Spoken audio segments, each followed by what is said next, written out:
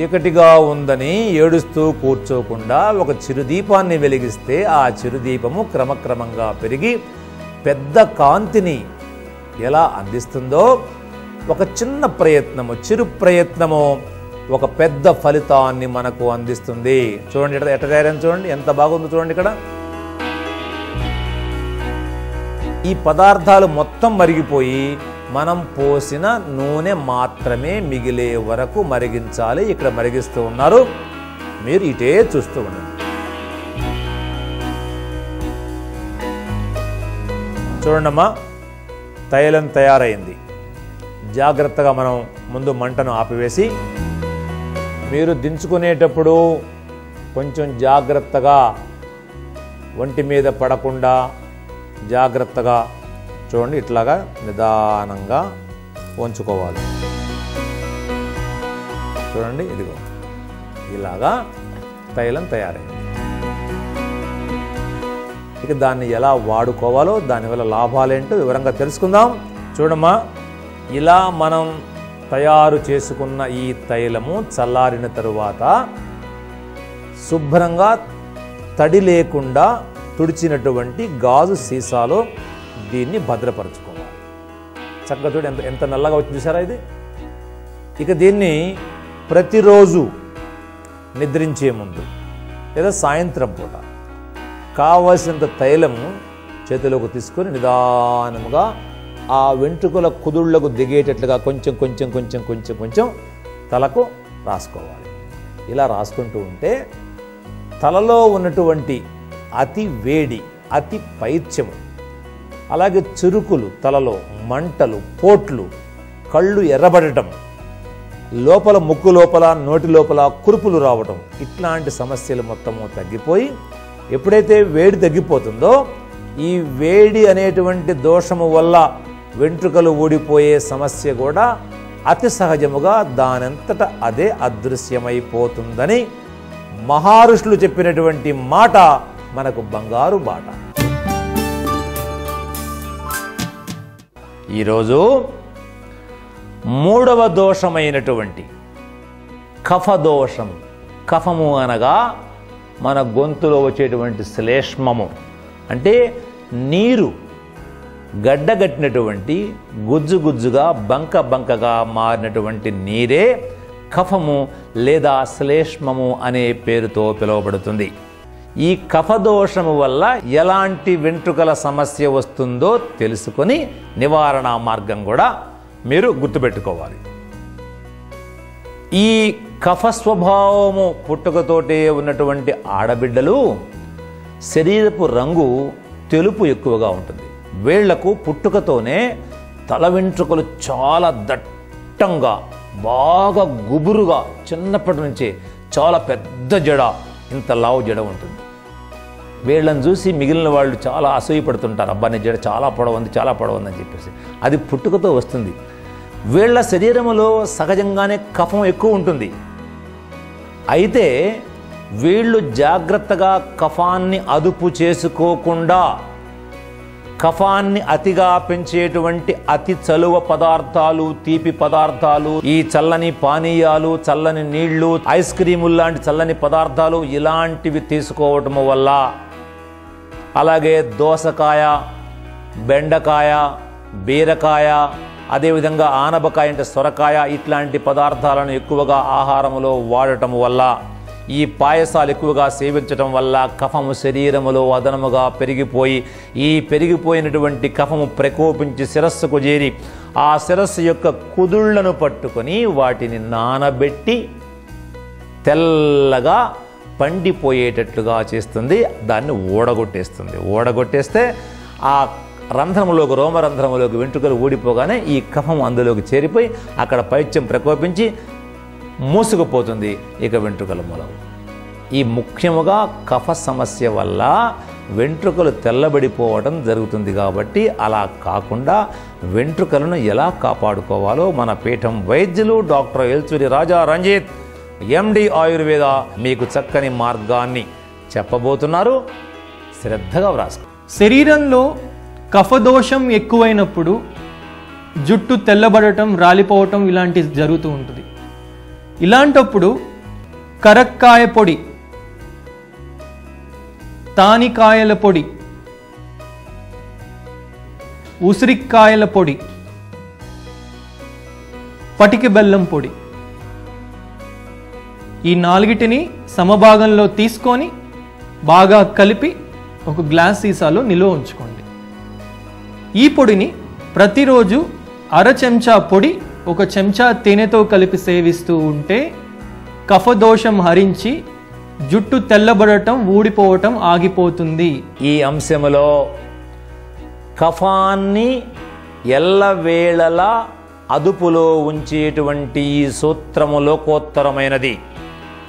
త్రిఫలాలతో పటిక బెల్లం పొడిని కలిపి ఉంచుకొని ఉదయం అర చెంచా, సాయంత్రం అర చెంచా పొడి, 1 చెంచా తేనెతో కలిపి తీసుకుంటూ ఉంటే ఊపిరితిత్తులలో కఫము ప్రకోపించకుండా, అధికము కాకుండా, దానివలన జుట్టు ఊడిపోకుండా శరీరానికి సదా సర్వదా సంపూర్ణమైనటువంటి సంరక్షణ కలుగుతుంది.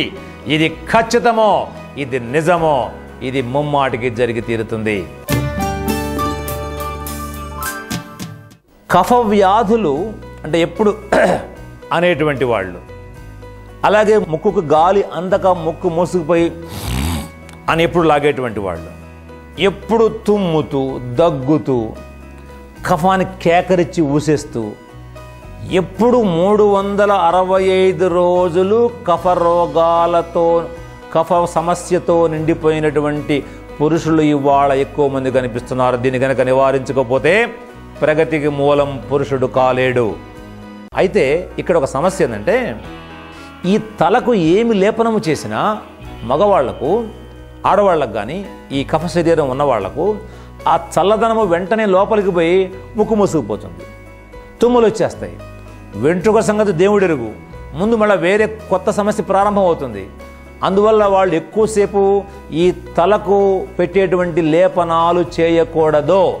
అలా కాకుండా వాళ్ళు ఏమి లేపనము చేయవచ్చో, ఎలా ఊడేటువంటి వెంట్రుకలను కాపాడుకోవచ్చో, శిరస్సు యొక్క ఉపరితల అగ్రభాగమునకు చేరినటువంటి ఈ ప్రకుపితమైన శ్లేష్మ దోషాన్ని ఎలా నివారించుకోవచ్చో ఇప్పుడు మన పీఠం వైద్యులు మీకు చక్కగా డాక్టర్ ఏల్చూరి రాజా రంజిత్ ఎండి ఆయుర్వేదం మీకు చెప్తున్నారు.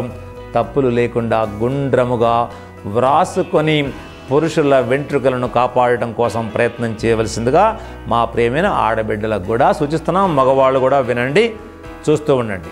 పురుషుల్లో కూడా కఫదోషం ఎక్కువైనప్పుడు జుట్టు తెల్లబడటం, రాలిపోవటం లాంటివి జరుగుతూ ఉంటుంది. ఇలాంటప్పుడు ఏం చేయాలో నేను చెప్తాను. 50 గ్రాములు వేప నూనె, 25 గ్రాములు ఎండు ఉసిరిక ముక్కలు మెత్తగా నూరిన తర్వాత అది గుజ్జులా మారుద్ది. ఆ గుజ్జుని తీసుకొని చేతుల మునివేళ్లతో తల వెంట్రుకల కుదుళ్లకు బాగా మర్దనం చేయండి. మర్దనం చేసిన తర్వాత 1 గంట ఆగి తల స్నానం చేయండి. ఇలా ప్రతిరోజు చేస్తూ ఉంటే కఫదోషం హరించి జుట్టు నల్లబడి తలకట్టు అందంగా వస్తుంది. ఇప్పుడు వేపాకు నానబెట్టి మెత్తగా నూరి తలకు పూసిన కఫం తగ్గుతుంది. కానీ ఈ చల్లని ఈ ముద్దని పెట్టడం వల్ల ఏమవుతుంది, లోపలికి పోయి వెంటనే తుమ్ములు వచ్చేస్తాయి, నీరు పడుతుంది. అందుకనే అలా మీకు చెప్పకుండా ఇప్పుడు మన డాక్టర్ రంజిత్ మీకు ఏం చెప్పారు, వేప నూనె, ప్రశస్తమైన వేప నూనె, వేప గింజల నుండి తీసినటువంటి అతి పలుచగా ఉన్న మంచినీళ్ళలాగా ఉన్నటువంటి స్వచ్ఛమైన వేప నూనె గోరువెచ్చగా 2 చుక్కలు ముక్కులలో వేసుకోవాలి, 2 చుక్కలు చెవులలో వేసుకోవాలి. బాగా చెవులను అటు ఇటు ఆడించాలి. ముక్కుల్లో వేసుకుని అటు ఇటు ముక్కు చుట్టూ కూడా ఇట్లా వేలుతోటి సున్నితముగా మర్దన చేయాలి. ఇది చేస్తూ ఇదే వేప నూనె ఒక 50 గ్రాముల మోతాదుగా చిన్న గిన్నెలోకి తీసుకొని గోరువెచ్చగా వేడి చేసి కొద్దిగా వేళ్లతో తీసుకొని వెంట్రుకలను పాయలుగా విడదీసి ఆ వెంట్రుకల కుదుళ్లకు లోపలికి పోయే విధముగా చక్కగా మృదువుగా ఆనందముగా మర్దన చేస్తూ ఉంటే ఇది లోపలికి పోయి కఫాన్ని కరిగించి కఫాన్ని కిందకు తోసివేసి వెంట్రుకల కుదుళ్లను ఆశ్రయించి ఉన్న కఫదోషాన్ని నివారించి ఆ కుదుళ్లను పటిష్టముగా దృఢముగా గట్టిగా మార్చడం ద్వారా వెంట్రుకలు ఊడిపోకుండా తెల్లబడకుండా నివారించుకోవడానికి, వెంట్రుకలను సంరక్షించుకోవడానికి అవకాశం ఏర్పడుతుంది. కఫదోషము వలన వెంట్రుకలు పాడైపోతూ, అంటే తెల్లబడుతూ ఊడిపోతూ, అదొక పెద్ద మనోరుగ్మతగా మారిపోయి ఇవాళ చాలామంది మన బిడ్డలు చదువుల మీద కూడా ఏకాగ్రత, ధ్యాస చూపించలేకపోతున్నారు. వివాహం కాకముందే చాలామంది బిడ్డలకు జుట్టు తెల్లగా మారిపోతూ ఉంది. అంటే మన జీవన విధానము భ్రష్టత్వం అయిపోయింది. ఈ అతి చల్లని పదార్థాలు ఎక్కువగా వాడి వాడి వాడి వాడి బజార్లలో ఫ్యాషన్ల పేరుతో, గొప్ప స్టైల్ పేరుతో ఈ ఐస్ క్రీములు, కూల్ డ్రింకులు, అవి ఇవి చెత్త చెదారం, దరిద్రం ఎక్కువగా తినడం అలవాటు పడి ఈ సమస్యను కొని తెచ్చుకుంటున్నారు. అట్లాంటి బిడ్డల కోసము, పెద్దల కోసము, అందరికీ ఉపయోగపడే విధంగా ఇటు చూడండి. ఇది గాయపాకు, అంటే గాయాలకు దీని ఆకును మెత్తగా నలిపి ఆ రసాన్ని అందులో వేసి ఆ ముద్దను పిప్పిని పైన వేసి కట్టుకడితే 2-3 రోజుల్లో గాయం అంతు లేకుండా పోతుంది. ఇది మనకు తెలుసు. అలాగే పలకాకు అని కూడా దీన్ని మనం పిలుస్తాం. పలకాకు అంటే పలకలకు పూస్తాం నల్లగా రావడం కోసం. అంత పలకే నల్లగా వస్తే వెంట్రుకలు నల్లగా రావా? వస్తాయి. ఇది మన గోడల పక్కనే ఉంది. దీంతో పాటు ఇదిగో ఇటు చూడండి, గుంటగలగర. గుంటగలగర మీకు అందరికీ తెలుసు. ఈ రెండింటి యొక్క రసము, ఈ రెండు కలిపి సమభాగాలుగా రసం తీస్తే ఇదిగో ఇలా వచ్చింది రసం. అంటే దంచి ముద్ద చేసి బట్టలు వేసి పిండి తీసిన గాయపాకు మరియు గుంటగలగర ఆకుల సమాన రసము, సమభాగాల రసము ఇప్పుడు మనం పాత్రలో పోస్తున్నాం. చూడండి జాగ్రత్తగా. అందులో మరి నూనె తయారు చేసుకోవాలంటే ఏం పోయాలి? నువ్వుల నూనె సమభాగము పోయాలి. పోసి కలబెట్టి చక్కగా 2 పదార్థాలు కలిసేటట్లుగా మనం కలబెట్టి స్టవ్ వెలిగించాలి. ఇప్పుడు ఏమవుతుంది?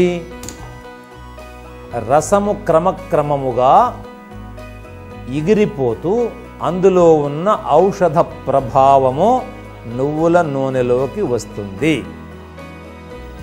ఎలా వస్తుందో ఇక్కడ చేస్తున్నారు, మీరు చూస్తూ అర్థం చేసుకోండి.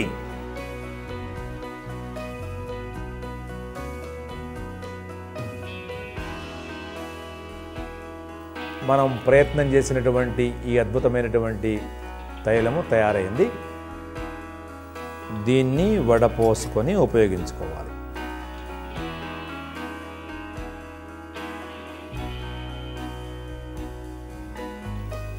కొంచెం మెల్లగా.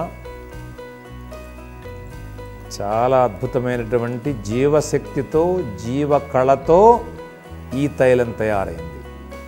అంటే మనం పచ్చి ఆకులు వేసి తయారు చేసాం కదా, చాలా చక్కగా చూడండి ఎలా ఉంది చూడండి.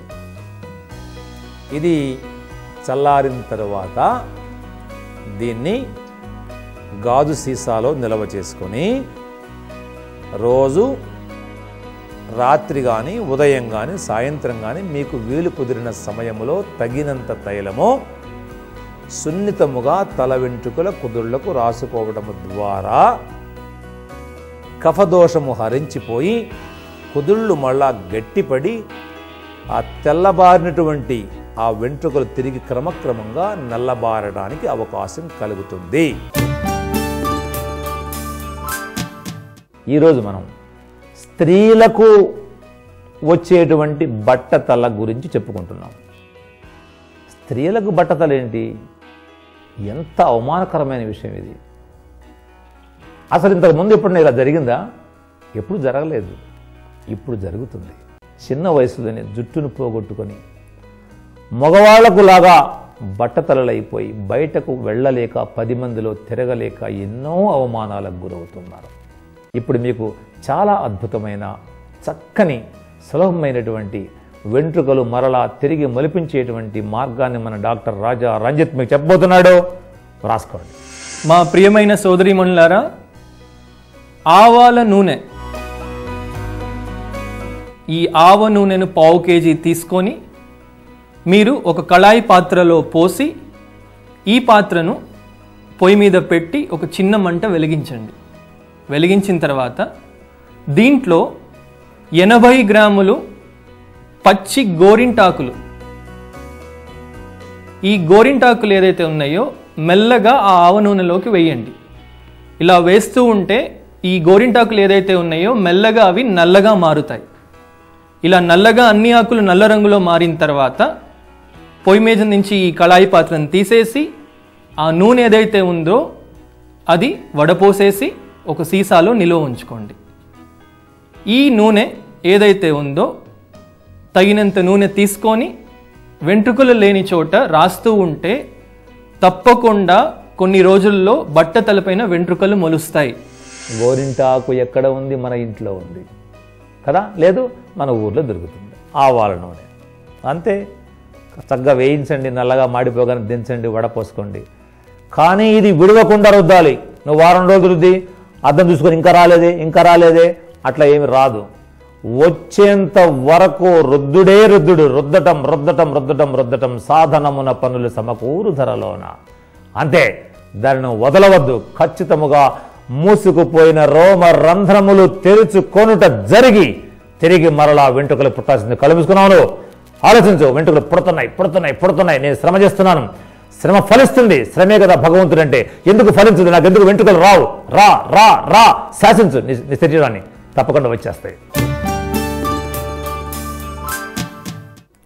చాలామంది చిన్న వయసులోనే, అంటే నవయవ్వన ప్రాయములోనే జుట్టు ఊడిపోవడం గమనించిన తర్వాత ఇంట్లో వాళ్ళ అమ్మతో చెప్తే, అమ్మ జుట్టు ఊడిపోతుందంటే, లేలేరా మీ నాన్న కూడా పోయింది, మీ తాతయ్య కూడా పోయింది, నీకు ఎట్లా పోతుంది, వదిలేసేయండి. అంటే నాన్నకు పోతే మనకు పోవాలా? అంటే వంశపారంపర్యంగా అందరికీ పోతుంది అనేటువంటి అపనమ్మకం నీలో ఎప్పుడు కలిగిందో శ్రద్ధ లేకుండా పోతుంది నీకు.